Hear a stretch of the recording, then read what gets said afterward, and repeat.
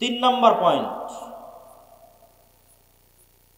বাংলাদেশের ঐতিহাসিক ইতিহাস ভিত্তিক যে রাজনৈতিক বয়ান, বিশেষ করে গত 16 বছর যে রাজনৈতিক বয়ান তৈরি করা হয়েছিল শুধুমাত্র 1971 মুক্তিযুদ্ধ কেন্দ্রিক, যে বাংলাদেশের জন্মই 1971-এ, তার পূর্বে আসলে কিছুই ছিল না। এই ইতিহাস আমি বহু বক্তব্যে তুলে ধরেছি যে আমরা বাংলার মুসলমানেরা শুধুমাত্র এই 50 বছরের জাতি নই। এই পূর্ব বাংলার মুসলমানেরা বা বাংলাদেশের মুসলমানেরা হাজার বছরের ঐতিহাসিক জাতি, এবং ওই ইতিহাসের লিগ্যাসির সাথে আপনাকে কানেক্টেড করতে হবে। এই জন্য দেখবেন যে আমার প্রত্যেকটা বক্তব্যে প্রধান উপদেষ্টার সামনের বক্তব্য আমি উচ্চারণ করেছি 1947, আমি বলেছি 1947, এবং প্রায় সব বক্তব্য পাবেন। কেন? আপনারা আজকের যে মানচিত্রের উপর আছেন, এই মানচিত্র কিন্তু 71-এর নয়, এই মানচিত্র 47-এ পাওয়া মানচিত্র। তাহলে মানচিত্রের ইতিহাসকে যদি আপনি অস্বীকার করেন, মানচিত্রের অস্তিত্বকে অস্বীকার করে বসবেন। তাহলে মানচিত্রের ইতিহাসকে অস্বীকার করা, মানচিত্রের অস্তিত্বকে অস্বীকার করা, তাহলে অবশ্যই এই মানচিত্রের ইতিহাসকে আপনাকে স্বীকৃতি দিতে হবে। 47-এর ইতিহাস কিসের ইতিহাস? 190 বছর ব্রিটিশ বিরোধী জিহাদের ইতিহাস। 190 বছর। 1757 সালের 23শে জুন পলাশের আম্রকানন মুর্শিদাবাদে এই বাংলার যে পতন হলো ব্রিটিশদের কাছে, 1757 থেকে 1947, এই দীর্ঘ সময়ের ইতিহাসকে আপনি বাদ দিতে পারেন না। হাজী শরীয়তুল্লাহ মীর নেসার আলী তিতুমির, আপনাদের বগুড়ার গাবতলীর সন্ধ্যাবাড়িও ছিল জিহাদের কেন্দ্র, ব্রিটিশ বিরোধী জিহাদের কেন্দ্র। তাহলে আপনি যদি গাবতলীর মানুষ যদি বলে আমার 1971-এ জন্ম, তাহলে এটা মিথ্যাবাদ। তাহলে ওই গাবতলীর সন্ধ্যাবাড়ি আপনাদেরই বাপ দাদা আজ থেকে 200 বছর আগে ব্রিটিশদের বিরুদ্ধে জিহাদ করেছে, ওটাকে আপনি বহন করবেন না? ওটাকে আপনি রক্ষা করবেন না? নিজের মধ্যে ধারণ করবেন না? অবশ্যই ধারণ করতে হবে, নাহলে আপনি জাতি হিসেবে মানসিকভাবে, ঐতিহাসিকভাবে, রাজনৈতিক বয়ানে গোলাম হয়ে যাবেন। এবার ওই 1757 23শে জুনের আগের যে ইতিহাস, মুঘলদের বাংলাদেশ, তার আগের স্বাধীন সুলতানি শাসন আমলের বাংলাদেশ, মুঘলদের আগের অংশ হচ্ছে স্বাধীন সুলতানি শাসন আমল। স্বাধীন সুলতানি শাসন আমল কোনটা? যেই সময় রাজধানী ছিল মুর্শিদাবাদ, মালদা, রাজশাহী, চাঁপানবাবগঞ্জ, গৌড়, তৎকালীন ভাষায় বলা হয়েছে গৌড়। এই জন্য সব পুরাতন মসজিদ দেখবেন ওই বেল্টে প্রচুর পরিমাণে আছে। সোনা মসজিদ আছে, বাঘা মসজিদ আছে, কুসুম্বা মসজিদ আছে, আরো কত অসংখ্য পুরাতন মসজিদ আছে 500 বছর আগের। ওই অঞ্চলগুলো ঘুরতে গেলে দেখতে পাবে। আর বাংলাদেশ বর্ডার ক্রস করে মালদার গৌড় রোডে প্রবেশ করলে তো আরো শত শত মসজিদ আছে, ছোট আদিনা, বড় আদিনা, এগুলো সব ওই সময়কার রাজধানী। আর মুঘলদের রাজধানী হচ্ছে ঢাকা। তাহলে এই দীর্ঘ হাজার বছরের ইতিহাসকে যদি বাদ দেন, জাতি হিসেবে আপনি মৃত্যুবরণ করবেন। আর 1971 বা 1947-এর পরে বাংলাদেশের মানুষকে বারবার বিভক্ত করার চেষ্টা করা হয়েছে। বাংলাদেশের মানুষকে কি দিয়ে বিভক্ত করা হয়েছে? 3টা পরিভাষা দিয়ে বাংলাদেশের মানুষকে বিভক্ত করা হয়েছে রাজনৈতিকভাবে। এই রাজনৈতিক বিভক্তি থেকে বেরিয়ে আসতে হবে। অন্য আর যে কোনো বিষয়ে রাজনীতি চলতে পারে, কিন্তু এই বিষয়গুলো নিয়ে রাজনীতি করতে দেওয়া যাবে না। এটা যে রাজনৈতিক সচেতনতা। 47-এ দেশ স্বাধীন হওয়ার পর বাঙালি জাতীয়তাবাদের নামে বাংলাদেশের মানুষের মধ্যে বিভেদ তৈরি করা হয়েছে। বলে যে আরে তুমি পরে মুসলিম, আগে বাঙালি। বাঙালি জাতীয়তাবাদকে মহান করা, বাঙালি জাতীয়তাবাদকে মহান করতে গিয়ে পহেলা বৈশাখের কালচার থেকে শুরু করে যত বাঙালি কালচার আছে, সেই কালচারগুলোকে মহান করে যে না আমি বাঙালি। আর এই বাঙালি জাতীয়তাবাদকে ইসলামের বিরুদ্ধে দাঁড় করা। কিন্তু তারা ভুলে যায় যে বাঙালি জাতীয়তাবাদের নামেই 1905 সালে হওয়া বঙ্গভঙ্গ 1911-তে ব্রিটিশ সরকারকে রদ করতে বাধ্য করে কলকাতার দাদাবাবুরা। আর 1911-তে বঙ্গভঙ্গ রদ হয়ে যাওয়ার কারণে 1947 পর্যন্ত এই পূর্ববঙ্গে না কোনো কলকারখানা, না কোনো ব্যবসায়িক প্রতিষ্ঠান, না কোনো স্কুল কলেজ, না কোনো বিশ্ববিদ্যালয় কিছুই প্রতিষ্ঠিত হয়নি। মানে আপনাদের টাকায়, আপনাদের বাপদাদাদের টাকায় যা কিছু গড়ে উঠেছে সব কলকাতাতে গড়ে উঠেছে। তাহলে পূর্ববঙ্গের মুসলমানেরা যে বৈষম্যের শিকার হলো, সেটা তো তোমার বাঙালি জাতীয়তাবাদের নামেই সেই বৈষম্যের শিকার হলো। আবার সেই বাঙালি জাতীয়তাবাদকে উজ্জীবিত করে বাংলাদেশের মুসলমানদের মধ্যে বিভেদ তৈরি করা, এটা হচ্ছে আমাদের পার্শ্ববর্তী দেশ থেকে পরিচালিত বাংলাদেশের মধ্যে পার্থক্য তৈরি করার রাজনৈতিক বয়ান। আর একটা পার্থক্য তৈরি করার রাজনৈতিক বয়ান কি? 1971 পরে যে অমুক মুক্তিযোদ্ধা, অমুক রাজাকার, এটা হচ্ছে দেশকে ভাগ করে দেওয়া, দেশের জনগণকে ভাগ করে দেওয়া। পৃথিবীর কোন উন্নত দেশে আপনি এইভাবে দেশের নাগরিকদের মধ্যে বিভেদ তৈরি করা দেখতে পাবেন না। স্বয়ং আমাদের নবী মুহাম্মদ সাল্লাল্লাহু আলাইহি ওয়াসাল্লাম মক্কা বিজয়ের পরেও এরকম বিভেদ তৈরি হতে দেননি। একটা ছোট্ট ঘটনা বলি। মক্কা বিজয়ের পর একটা যুদ্ধ হয়েছিল, হুনাইনের যুদ্ধ। হুনাইনের যুদ্ধের সব গনিমতের মাল আল্লাহর নবী মক্কার নবমুসলিমদের মধ্যে বন্টন করে দিয়েছেন।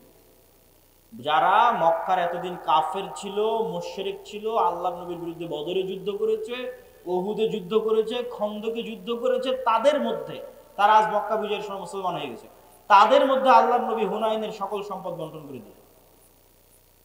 তো শয়তান ওয়াসওয়াসা দিল মদিনায় চলে যাওয়া মুহাজির আর আনসারদের মধ্যে, ইসলামের জন্য জীবন দিলাম আমরা, যুদ্ধ করলাম আমরা, মানে আপনাদের পরিভাষায় যদি বলি যে আমরা হচ্ছে মুক্তিযোদ্ধা আর সব টাকা পয়সা নিয়ে চলে গেল রাজাকার। ওই সময়ের পরিভাষাটা যদি বুঝতে চান যে আমরা মুহাজির এবং আমরা আনসার, আমরা ইসলামের জন্য সকল কিছু করলাম, অথচ আজ হুনাইনের যুদ্ধের সকল গনিমতের মাল আল্লাহর নবী মক্কার এই কাল পরশু যারা মুসলমান হলো মক্কা বিজয়ের সময় তাদের মধ্যে দিয়ে দিলেন। এই কানা ঘুষা কিন্তু আল্লাহর নবীর কান পর্যন্ত চলে গেল। কিন্তু রাসূল সাল্লাল্লাহু আলাইহি ওয়াসাল্লাম এই বিভেদ রাখতে দেননি, কেন তিনি জানেন যে এই বিভেদ এই ভবিষ্যৎ ইসলামী রাষ্ট্রকে ক্ষতিগ্রস্ত করবে। তখন তিনি কি বললেন? তিনি বক্তব্যে দাঁড়িয়ে বললেন, এই মদিনার মুহাজিরেরা, মদিনার আনসারেরা, লম্বা ঘটনা, হে মদিনার মুহাজিরেরা, হে মদিনার আনসারেরা, আজকে হুনাইনের সকল গনিমতের মাল নিয়ে চলে যাবে মক্কার নবমুসলিমেরা, আর মুহাম্মদ সাল্লাল্লাহু আলাইহি ওয়াসাল্লাম নিজে তোমাদের সাথে মদিনায় ফিরে যাবে, অথচ আমার বাপদাদার বাড়ি মক্কায়। আল্লাহু আকবার। তোমরা কোনটা চাও? মুহাম্মদ সাল্লাল্লাহু আলাইহি ওয়াসাল্লাম তোমাদের সাথে সশরীরে মদিনায় ফিরে যাক? সাহাবীরা আবেগতাড়িত হয়ে গেল। তো আল্লাহর নবী এই বিভেদকে স্থায়ী করতে দেননি। এবং দেখেন মুহাম্মদ সাল্লাল্লাহু আলাইহি ওয়াসাল্লাম মক্কা বিজয়ের পরও মদিনায় থেকে গেছে। এখন তো মক্কা বিজয় হয়েছে, ওনার শৈশবের স্মৃতি বিজড়িত শহর মক্কা, কৈশোরের স্মৃতি বিজড়িত শহর মক্কা, যৌবনের স্মৃতি বিজড়িত শহর মক্কা। এখন তো মক্কা বিজয় হয়ে গেছে, তার অধীনস্থ তিনি মদিনা ছেড়ে দিয়ে মক্কা আসতে পারেন। কিন্তু তিনি বললেন মুহাম্মদ সাল্লাল্লাহু আলাইহি ওয়াসাল্লাম নিজে ফিরে যাবে মদিনায়, আবার ধন সম্পদ দিয়ে দিলেন নবমুসলিমদের, তিনি ঐক্যটা রক্ষা করলেন। এই জন্য এই ধরনের বিভেদ, এই দুটো বিভেদ, বাঙালি জাতীয়তাবাদের মাধ্যমে মুসলমানদের মধ্যে বিভেদ তৈরি করা বাংলাদেশের মুসলমানদের মধ্যে, এবং 1971 চেতনাকে বিক্রি করে বিভেদ তৈরি করা, যা গত 15-16 বছর ছিল, ভবিষ্যতে আর কাউকে কোনোদিন করতে দেওয়া যাবে না। এবার আরো সামনের দিকে চলে আসে, রাষ্ট্রে ইসলাম প্রতিষ্ঠা করতে বাধা কি? রাষ্ট্রে ইসলাম প্রতিষ্ঠা করতে চতুর্থ বাধা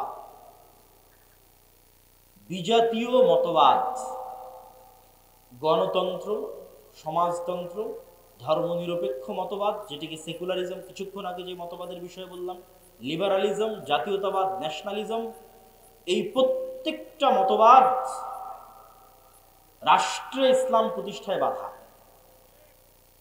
আমি যদি আরো সারমর্ম করে বলি যে পৃথিবীতে ইসলামী খেলাফা প্রতিষ্ঠা হবে, এই ইসলামী খেলাফার সবচেয়ে বড় শত্রু গণতন্ত্র নিজেই। এই জন্য আমার একটা বক্তব্য দেওয়া আছে যে গণতন্ত্রের কবর রচনার উপরই ইসলামী খেলাফতের উত্থান হয়। কিন্তু এই বক্তব্য আবার আমাদের কিছু ভাইদের সহ্য হবে না, কিন্তু তাদেরকে আমি উদাত্ত আহ্বান জানাবো, আপনারা আরো পড়েন, আরো পড়েন, আরো পড়েন। আরো পড়লে দেখবেন গণতন্ত্রের নামে মুসলমানদের সামনে মূলা ঝুলিয়ে রাখা আছে। গত 100 বছরেও কোনোদিন গণতন্ত্র দিয়ে ইসলাম প্রতিষ্ঠিত হয়নি, আগামী 1000 বছর চেষ্টা করলেও কোনোদিন গণতন্ত্র দিয়ে ইসলাম প্রতিষ্ঠিত হবে। হ্যাঁ, গণতন্ত্র দিয়ে যে ইসলাম প্রতিষ্ঠিত হবে, যদি বলেন যে হ্যাঁ হবেই হবে, তাহলে আমি চ্যালেঞ্জ দিয়ে বলে গেলাম, গণতন্ত্র দিয়ে যে ইসলাম প্রতিষ্ঠিত হবে ওটা বিকৃত ইসলাম, কম্প্রোমাইজড ইসলাম, পূর্ণাঙ্গ ইসলাম নয়। যে ইসলামের মধ্যে শিরক মিশ্রিত থাকবে, যে ইসলামের মধ্যে ইসলামের সকল বিধিবিধান উপস্থিত থাকবে না, পূর্ণাঙ্গ রূপে উপস্থিত থাকবে না। তাহলে আপনি যেহেতু বলতেছেন এগুলোর মাধ্যমে প্রতিষ্ঠিত হবে না, তো হবে কিসের মাধ্যমে? যেটির মাধ্যমে প্রতিষ্ঠিত হবে, আজকে আপনাদের সামনে 2টি বা 3টি উপায় বলবো, যা প্রায় এই পরের পয়েন্টগুলো প্রায় সব বক্তব্যে আমার বলা আছে এবং আপনাদেরও শোনা উচিত। এক, ইসলামী খেলাফা বা ইসলামী রাষ্ট্র বলতে কি বুঝায় এটা পরিষ্কার থাকতে হবে। ইসলামী খেলাফা বা ইসলামী রাষ্ট্র মানে আজকে এখানে আপনাদের সবাইকে জোরপূর্বক আমি সালাত আদায় করিয়ে দিলাম, জোরপূর্বক আপনাদের মহিলাদের মা বোনদের পর্দা করিয়ে দিলাম, বিষয়টি এমন নয়। ইসলামিক খেলাফা এই জিনিসগুলো থাকবে, কিন্তু ইসলামিক খেলাফা মানে 1 নম্বরে আপনাদের মধ্যে ন্যায় বিচার প্রতিষ্ঠিত হবে। ঈসা আলাইহিস সালাতু ওয়াস সালামের কথা আল্লাহর নবী বলেছেন, তিনি পৃথিবীতে হাকামান মুকসিতা, ন্যায় বিচারক, শাসক হবে। আর আল্লাহ হচ্ছেন সবচেয়ে বড় ন্যায় বিচারক। এই জন্য সাবআতু ইউদিল্লুহুমুল্লাহ ইয়াউমা লা দিল্লা ইল্লা দিল্লুহ, 7 শ্রেণীর মানুষকে বিশেষ ছায়ায় আশ্রয় দেওয়া হবে। তার 1 নম্বরে ইমামুন আদিল, ন্যায় পরায়ণ, ন্যায় বিচারক। তাকে 1 নম্বরে আসন দেওয়া হয়েছে, ন্যায় পরায়ণ, ন্যায় বিচারক। আমাদের মুসলমানদের কাছে এতক্ষণ পর্যন্ত এই আলোচনা, আপনাদের কাছে হয়তো মনে হবে আমি কি বলতে চাচ্ছি। আমি যেটি বলতে চাচ্ছি যে রাষ্ট্রে ইসলাম মানে ন্যায় বিচার প্রতিষ্ঠা করা। তো আপনি আমি যদি রাষ্ট্রে ইসলাম প্রতিষ্ঠা করতে চাই, আমাদেরকে সবার আগে ন্যায় পরায়ণ হতে হবে। আমি আপনি ন্যায় পরায়ণ হব না, সত্যবাদী হব না, আর বলবো রাষ্ট্রে ইসলাম প্রতিষ্ঠা করব, এটা কোনোদিন সম্ভব নয়। তো আপনি কি বলতে চাচ্ছেন আমরা মুসলমানেরা ন্যায়পরায়ণ নই, সত্যবাদী নই? জি, আমি এটাই বলতে চাচ্ছি, আমরা মুসলমানেরা নামাজি, আমরা মুসলমানেরা হাজি, আমরা মুসলমানেরা দানবীর। বাহ্যিক ইসলামের যত বিধিবিধান আছে প্রত্যেকটা বিধিবিধান মানতে আমরা 1 নম্বরে আছি। যেমন আজকের জালসা সম্মেলনে এসেছেন কোরআন এবং দ্বীনের কথা শুনতে, এটা অনেক বড় একটা গুণ। অবশ্যই আপনি নেকি পাওয়ার নিয়েতে এসেছেন, কিন্তু দেখবেন এই জালসার প্যান্ডেল থেকে মোবাইল চুরি হয়ে গেছে, দেখবেন মসজিদ থেকে স্যান্ডেল চুরি হয়ে গেছে। তাহলে জাতিগতভাবে আমার এবং আপনার মধ্যে কোনটার অভাব? জাতিগতভাবে আমার এবং আপনার মধ্যে নামাজের অভাব নাই, দানের অভাব নাই, হাজি উমরাকারী ব্যক্তির অভাব নাই, কিন্তু সত্যবাদী হবে, ন্যায় পরায়ণ হবে, এরকম মেরুদণ্ডওয়ালা একটা প্রজন্ম আমাদের মধ্যে নাই। আপনি আমাকে যদি এখন রাষ্ট্রপ্রধান করে দেন, আমিও বাংলাদেশ চালাতে পারবো না, কারণ বাংলাদেশের প্রত্যেকটা সেক্টরে দুর্নীতি আছে। ওই সমস্ত দুর্নীতিবাজ সচিবেরা, মন্ত্রীরা, ওসিরা, ডিসিরা 1 সেকেন্ড আপনাকে রাষ্ট্র চালাতে দেবেন, আপনাকে উৎখাত করে ফেলে দেবেন। তাহলে আপনি এরকম দুর্নীতিগ্রস্ত একটা কাঠামোর মধ্যে বলবেন আমি ইসলাম প্রতিষ্ঠা করব? আপনাকে একদল সৎ ন্যায়পরায়ণ প্রজন্ম আগে নিয়ে আসতে হবে। যে সৎ ন্যায়পরায়ণ প্রজন্ম টাকার কাছে বিক্রি হবে না, চাপের কাছে বিক্রি হবে না, তার দায়িত্বের আমানত রক্ষা করবে মৃত্যু হয়ে গেল। এটা হচ্ছে সৎ এবং ন্যায়পরায়ণ। এতক্ষণ হয়তো রাষ্ট্রীয় পর্যায়ে বললাম, এই জন্য আপনারা খুব ঠিক ঠিক বললেন। আমাদের ব্যক্তিগত জীবনে যদি আসি, তাহলে কি হবে দেখেন। আপনারা যারা আজ পুরো গাবতলীতে জরিপ করেন, পুরো বগুড়া জেলায় জরিপ করেন, পুরো গাইবান্ধাতে জরিপ করেন, যে কতজন পিতার মৃত্যুর পর তার সন্তান পিতার সম্পত্তিতে বোনকে ন্যায়ের সাথে ভাগ দিয়েছে, জরিপ করেন। আপনারা যারা সামনে উপস্থিত আছেন তারা প্রশ্ন করেন, আপনার আশেপাশে তাকান, পাড়া প্রতিবেশীর দিকে তাকান, কল্পনা করেন কতজন তার পিতার মৃত্যুর পর পিতার সম্পত্তিতে বোনকে ন্যায়ের সাথে ভাগ দিয়েছে। একদল তো আছে ভাগই দেয়নি, কেউ যদি দিয়ে থাকে তো তাহলে বগুড়ার জলেশ্বরী তলার জমিটা নিজে নিয়েছে, আর বগুড়ার যেটা সারিয়াকান্দির নদীতে ভেঙে আছে ওটা বোনকে দিয়েছে।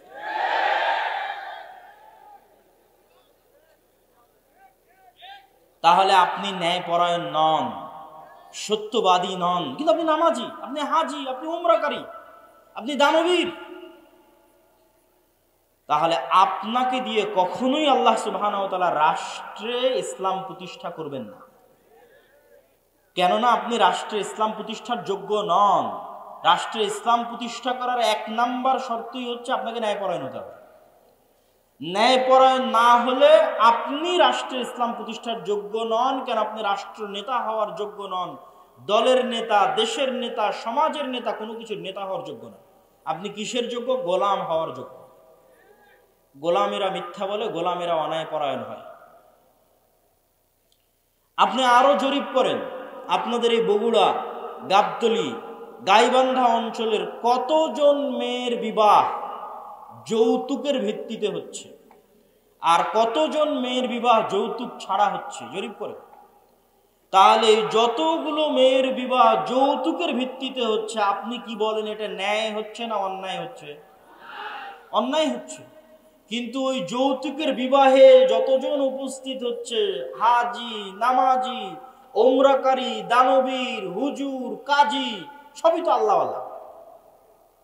তাহলে এই সমস্ত আল্লাহওয়ালা হাজি, নামাজি, কাজী যে যৌতুকের ভিত্তিতে বিবাহ দিচ্ছে, উপস্থিত হচ্ছে, দাওয়াতে যাচ্ছে, তাদেরকে দিয়ে আল্লাহ সুবহানাহু ওয়া তাআলা কখনোই রাষ্ট্রে ইসলাম প্রতিষ্ঠা করাবেন না। কেননা সে অন্যায়পরায়ণ। সে যদি আজ যৌতুকের সাথে আপোষ করে, কাল রাষ্ট্র ক্ষমতায় গেলে ও সবচেয়ে বড় দুর্নীতিবাজ হবে।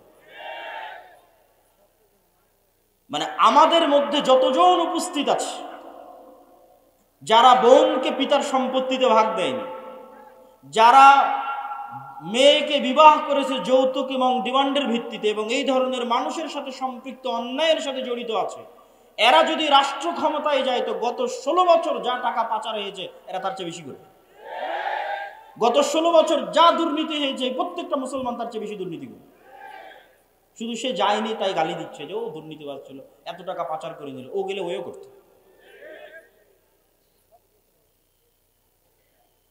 সম্মানিত উপস্থিতি, তাহলে আমরা মুসলমানেরা কি অবস্থায় দাঁড়িয়ে আছি?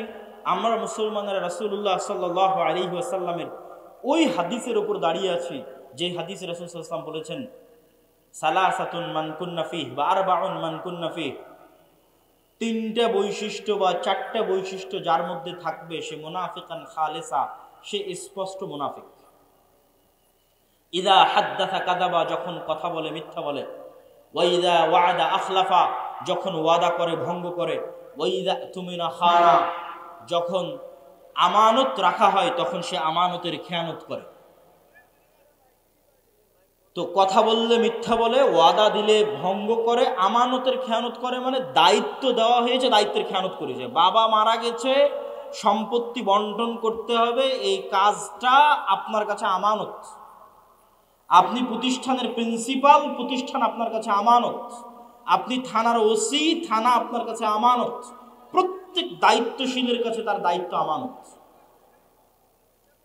তাহলে ওই দায়িত্ব সে পূর্ণাঙ্গ রূপে বাস্তবায়ন না করে কম্প্রোমাইজ করেছে, মানে তারা সব কি হয়ে গেছে বলেন তো? বলেন না কেন, কি হয়ে গেছে? মুনাফিক হয়ে গেছে।